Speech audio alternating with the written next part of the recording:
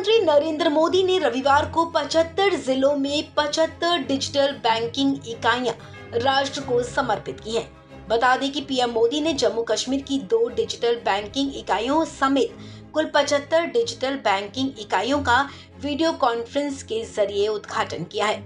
इस खास मौके पर पीएम मोदी ने कहा कि भारत के समान मानव के जीवन को आसान बनाने के लिए जो अभियान चल रहा है, डिजिटल बैंकिंग यूनिट्स उस दिशा में एक और बड़ा कदम है।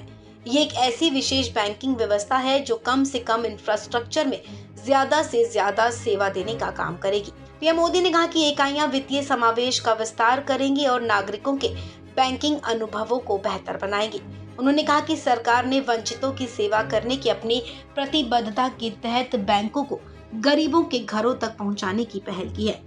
पीएम मोदी ने अपने संबोधन में कहा कि ये सेवाएं पहले से कहीं ज्यादा आसान होंगी, इनमें सुविधा होगी और एक मजबूत डिजिटल बैंकिंग की सुरक्षा भी होगी। गांव और छोटे शहर में जब कोई डिजिटल बैंकिंग यूनिट की सेवाएं लेगा तो उसके लिए पैसे भेजने से लेकर लोन लेने तक सब कुछ आसान और ऑनलाइन हो जाएगा। भारत के सामान्य मानवी के जीवन को आसान बनाने का जो अभियान देश में चल रहा है, डिजिटल बैंकिंग यूनिट्स उस दिशा में एक और बड़ा कदम है। ये सिर्फ एक ऐसी विशेष बैंकिंग व्यवस्था है जो मिनिमम डिजिटल इंफ्रास्ट्रक्चर से मैक्सिमम सेवाएं देने का काम करेगी। ये सेवाएं कागजी लिखापट्टी और झंझटों से मुक्त होगी और पहले से कहीं ज्यादा आसान होगी। यानी इनमें सुविधा होगी और एक मजबूत डिजिटल बैंकिंग सुरक्षा भी होगी।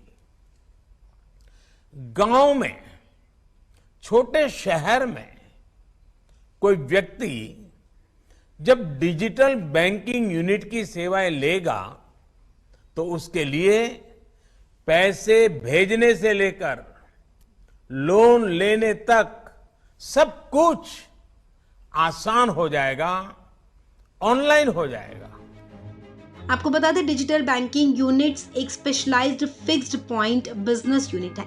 ये एक हब है जहां डिजिटल बैंकिंग की सारी सुविधाएं आपको मिलेंगी।